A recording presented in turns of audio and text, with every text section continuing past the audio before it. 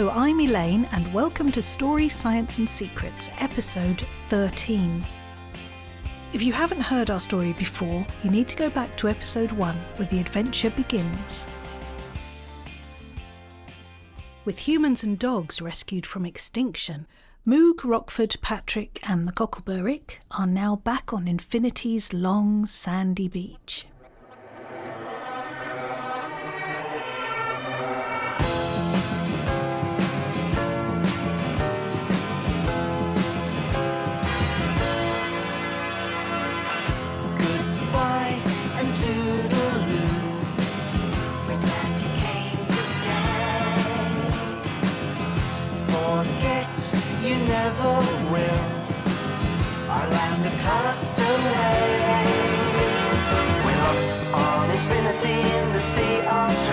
It's all up for you and me now, 'cause we are celebrities in lands of eternity, lost on infinity's swell. We're lost on infinity in the sea of This, said Patrick, has been an extraordinary day.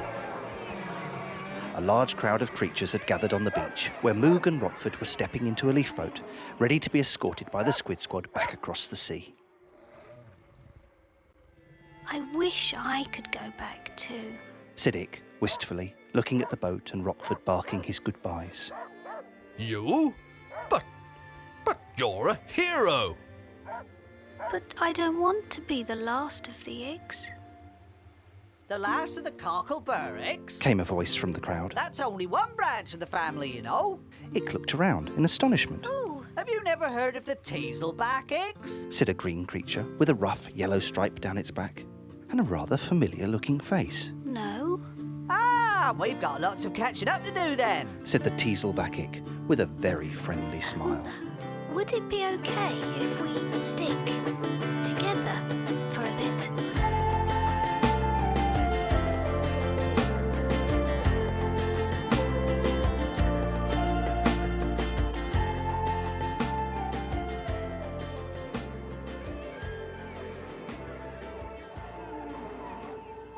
The leaf boat was ready, and Patrick, who felt he should say a few words, now stepped forward to address the crowd. And so, for the first time, visitors are leaving our island. And as they depart, I believe there are one or two of you who should be suitably ashamed of yourselves.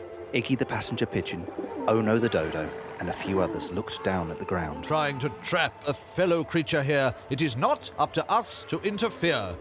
Whether the humans join us on Infinity or not is up to them, which is why it is important that we let this boy and this dog go back.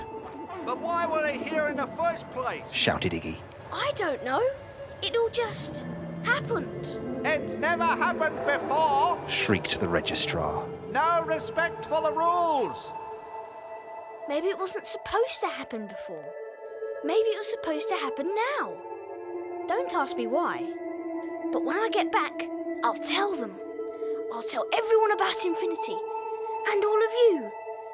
And the boat's heading here. Not sure if they'll believe me, though. What on earth am I going to say?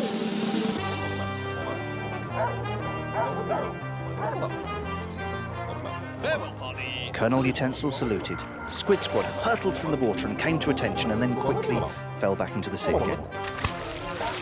And with Herc now blasting fearlessly high above,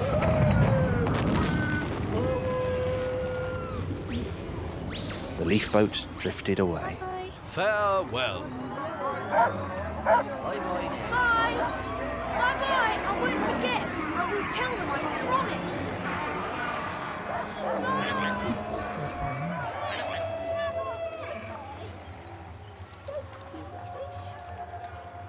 As Moog looked back, high on the cliffs, he noticed a solitary black and white bird lift a wing in farewell. It was the great auk. And as she waved, a new melody sent them on their way across the sea of tranquility, the first creatures ever to return.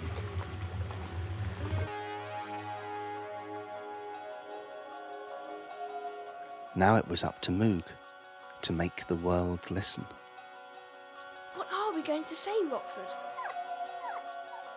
What are we going to say? Calling out from through the years, what kind of message sent could stop all the tears? A little hope from afterlife, and you could make a difference with a life.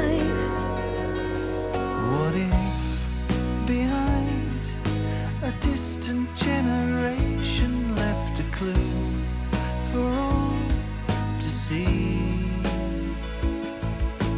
Everyone feel the revelation of the earth beneath your feet.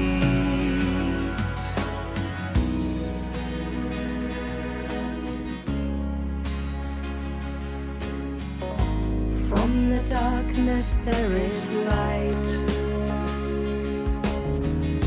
and from a distant shore a message shines bright. A little hope from afterlife, and we could make a difference with a life. What if behind a distant generation left a clue for all to see? Everyone feel the revelation of the earth beneath your feet.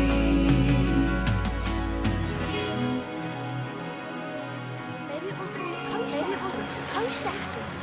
Maybe it was supposed to happen now.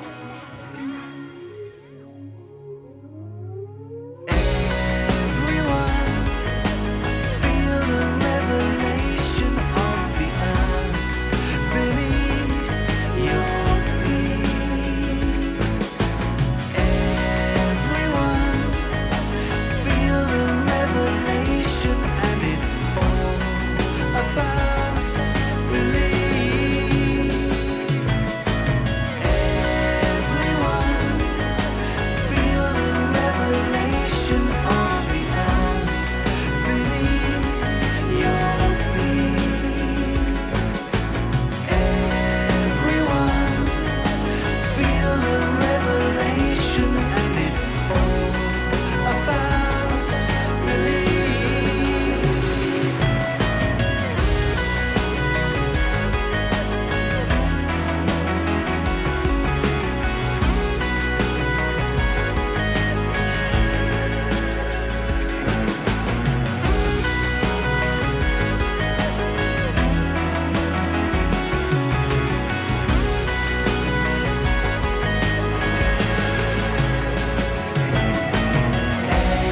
Everyone feel the revelation of the earth beneath your feet.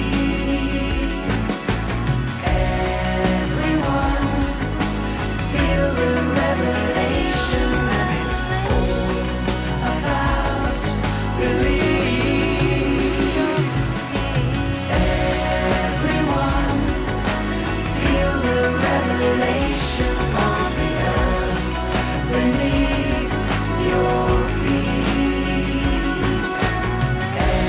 Everyone feel the revelation, and it's all about belief.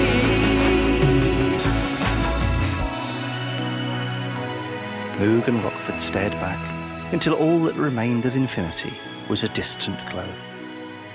The air grew colder, the swirling sky became dark, and the leaf boat became hard and cold like plastic. Then, before long, they were floating out of the mist towards the edge of a lake in a snowy park. Lit by lamps. Lots of lamps. All around him, Moog could hear talking. Battersea Park was full of people and dogs, and there were camera flashbulbs going off everywhere. Oh dear, He said, we must be in big trouble. But I don't believe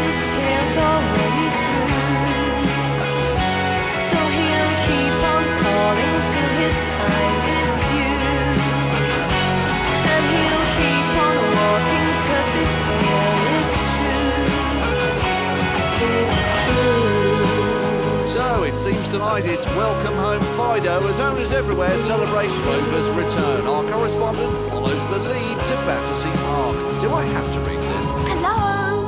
Hello? Here in the quaint suburb of Battersea in London, it's what? Battersea? Come on, Rockford. We've got some explaining to do.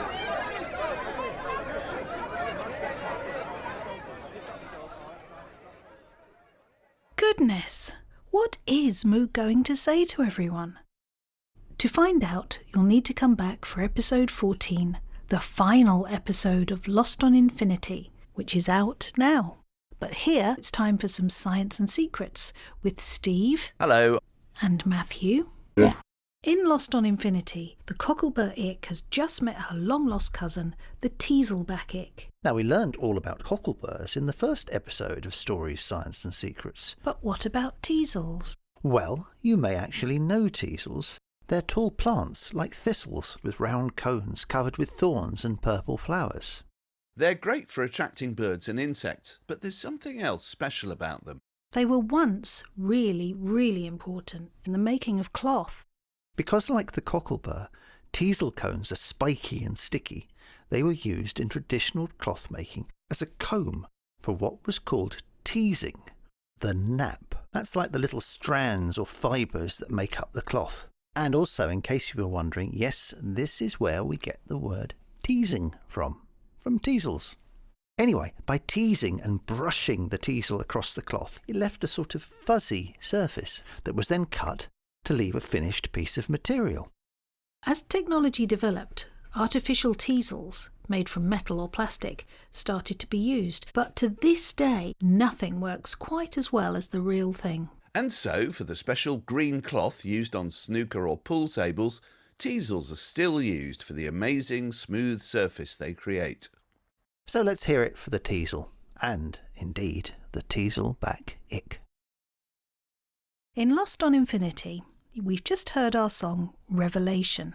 It's a song we wrote with a video that explains more about how creatures' secrets, just like the ones you've learnt about in Stories, Science and Secrets, are so important, and how every single animal and plant is special. Not just the ones we know about, like tigers, elephants and pandas, even though they are remarkable. And so we thought we'd tell you some more about the Earth's forgotten animals, the ones you don't often hear about. And so we started researching, what is the world's least loved animal? And we came across something called a blob fish. And our next guest. And who will now ask to introduce himself. My name is Simon Watts, and I am President for Life of the Ugly Animal Preservation Society. It's a hard job. Yes, and we found you while we were researching into blobfish, which even sounds a trifle ugly, I would have to say. So, what is a blobfish and what is your connection with them? It does what it says in the tin. When you think of a blobfish, it is a fish which looks like a blob. It has not been gifted with the Hollywood looks of many of the other fish that you might find out there. If you look in our story notes, you'll find a link to a picture of a beautiful blobfish. And it is officially because we used democracy. We had a vote, we had a poll. We got the world over to cast their votes online and elect it as our mascot and as officially being the ugliest animal in the world. Now, in terms of what it actually does, it's pretty lazy. It kind of flaps about a bit and just waits for anything which will accidentally fall into its face to eat. Yeah, that sounds familiar. Yeah. Yeah, couch potato of the sea, if they had couches down there. And where do blobfish live? They're deep sea fish, aren't they? Fairly deep sea, and it's actually, there's a whole family of them. So the family is what you call sculpin, and if you translate that from biology speak, it literally means fat heads. So even the people who named them weren't being very complimentary. And why ugly animals? What is the problem for the less attractive of nature's creatures? Well, I think it's apparent that, the less attractive things get less profile. I mean, consider here I am in an audio format. That's why I don't talk to you folk. But as well as that, they're overlooked. And I just think we were too shallow. So I really set up the society now 11 years ago because I just really hate pandas. And it's nothing personal. It's just they get too much attention. They get all the press and all the publicity, and they don't deserve it. And just because they've got a monochrome charisma going on, that should not be enough to give them all the attention. because they're lucky enough to look like a teddy bear, and that is not good enough. So I thought we needed to raise the profile of the more aesthetically challenged creatures. Yeah, it needs to be said. And it needs to be said, not just because they get more attention from the big wildlife documentaries, but they also get more attention from scientists. And I think that's the biggest problem. 97+% of all the animals out there are invertebrates, things that don't have backbones. And yet, if you read all the biology books, it's only 11% of the species which don't have backbones that get coverage. So if you're a tiger, because you're big and dangerous and stripy and beautiful, you're way more likely to get research funding, you're way more likely to be conserved, you're way more likely to be on those TV shows. And the bad-looking animals just don't appear. If you're something like a blobfish, you're just kind of ignored. Yeah. So what you're saying is that ugly creatures are as much a part of biodiversity as your tigers and pandas. Yeah, I'd say they're more important. I mean, the way I phrase it to my friends is, if you think of it like this, anybody who's tried internet dating already knows ugly is the majority. Like, we tend to care about species which are lucky enough to have a face and lucky enough to have a backbone and be a bit hairy, but most of animals aren't like that. And they do just as important jobs. Like, I'm not going to say that a tiger isn't important, or that something as majestic as an elephant doesn't have a big impact on the place where it lives. But that's true of all the smaller things as well. In fact, things like your worms do the bulk of the work. The things which have got disgusting habits, like, think if you didn't have your vultures, which are willing to get in there and down and dirty and start taking a corpse apart. Otherwise, we just have the entire Serengeti, all the wild, just covered with dead and decaying corpses. And I think things like naked mole rats are quite important, aren't they, with research into cancers and things. So I've got very good news for you for the naked mole rat. Yes, it is ugly. Yes. So we did originally give it representation. If you look in our podcast story notes, there's a link to a picture of a lovely naked mole rat. But we've had to disqualify it. It's been kicked out of the society. Oh, no.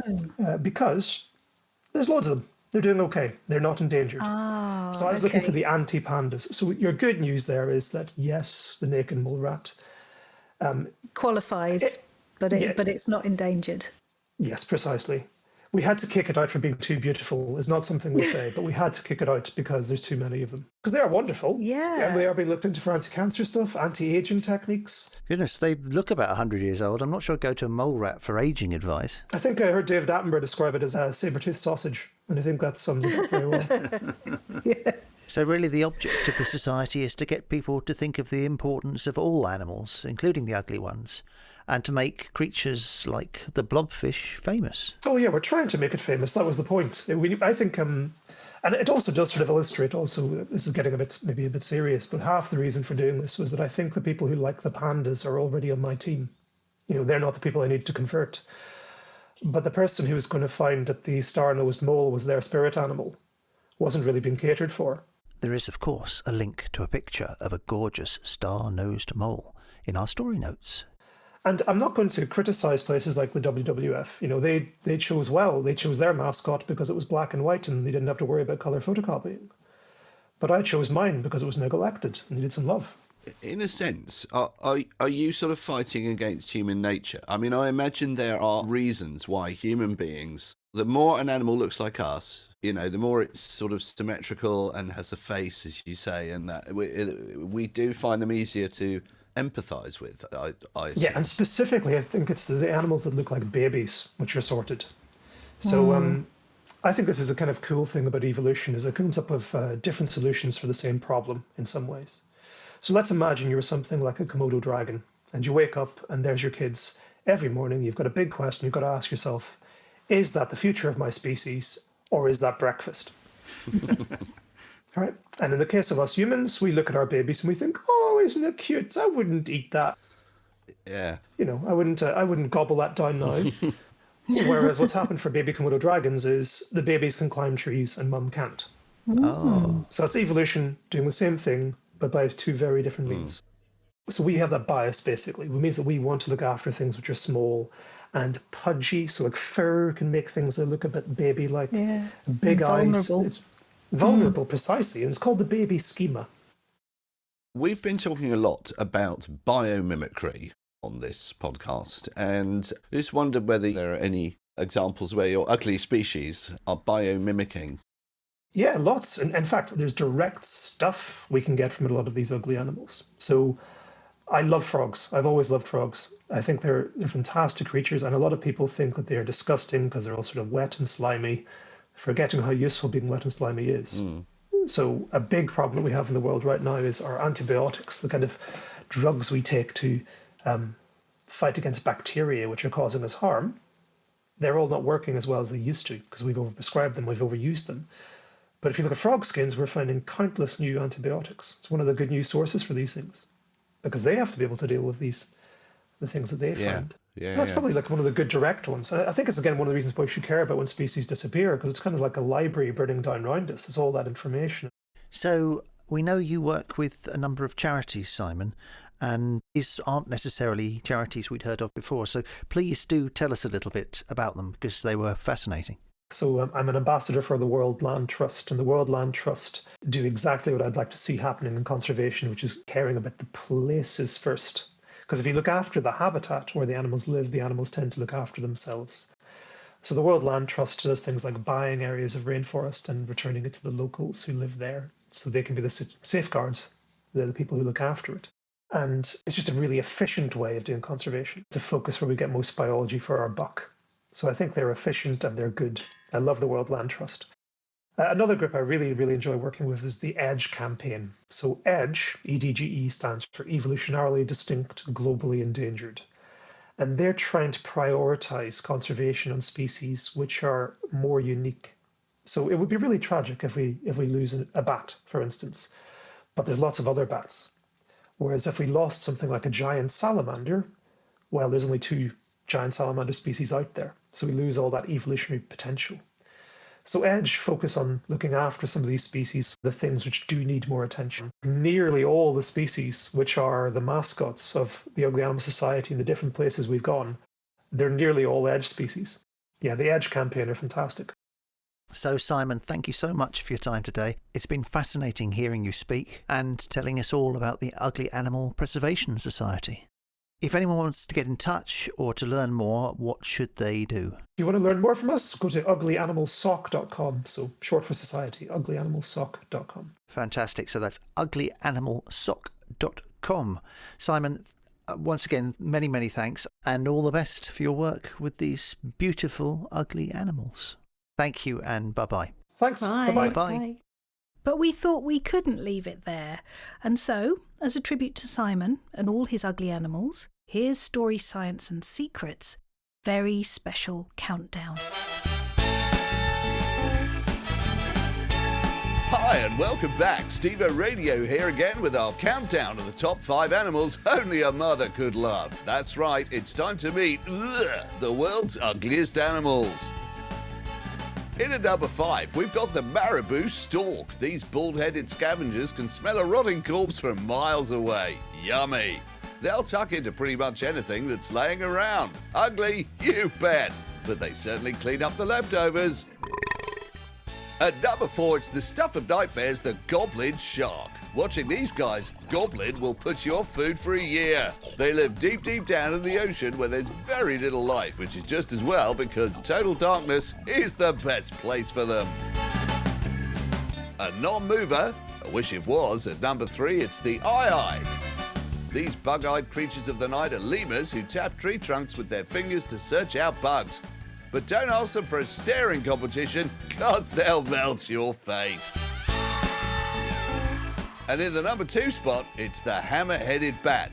Ever wondered what a bat would look like if you hit it in the face with a hammer? Well, kids, your wait is over. But at number 1, could it be anything else? It's Mr. Gross himself, the Prince of Plop. It's the Blob Fish.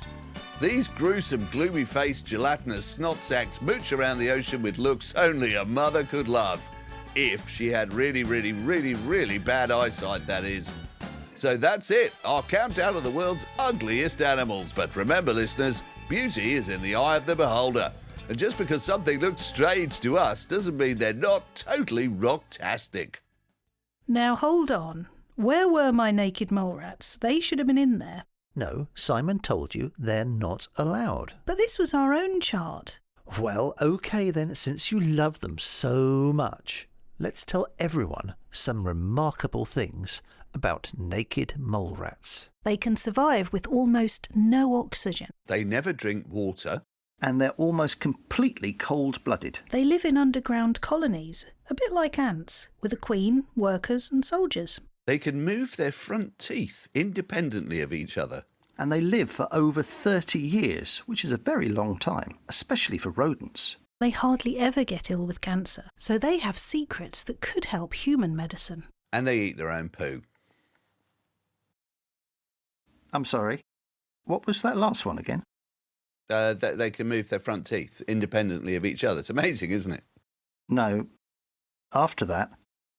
Oh, the thing about eating their own poo. Oh, you noticed that. Yes, that's not so unusual in the animal kingdom. It makes sure they maximise their nutrient intake. Doesn't exactly make them seem more attractive, though, does it? So before we go, we're going to tell you just a little bit more about Revelation, the song at the end of this episode of Lost on Infinity. There's a sort of weird story about it, actually, because the words were written long before we had the idea for Lost on Infinity, before we thought about biomimicry. In fact, it was before the word biomimicry was invented. The song's words just appeared when I was writing the song. Everyone feel the revelation of the earth beneath your feet. I didn't really know what that meant, but it was only when we started working on Lost on Infinity that they found their place, and their meaning was revealed. So, isn't that strange? A little bit magical even, maybe. Anyway, if you look in our story notes, you will find a link to a video of the song Revelation, which has got lots more about Creatures' Secrets. Please do go and have a look, because it's really rather special. And it explains a little bit more about the message behind Lost on Infinity and about why we wrote the story. So that's the end of Story, Science and Secrets for this episode. But episode 14 and the final part of Lost on Infinity is out now. Thanks so much to our special guest Simon Watt of the Ugly Animal Preservation Society. And we do hope you'll take some time to learn about the world's ugliest but very special creatures. Everything you may need in terms of links and information is in our story notes. But for now, it's goodbye from Steve. Goodbye. Matthew. Kenny the cat, who's got such a lovely, pudgy, squidgy, gorgeous little baby face, haven't you? And me, Elaine. Goodbye.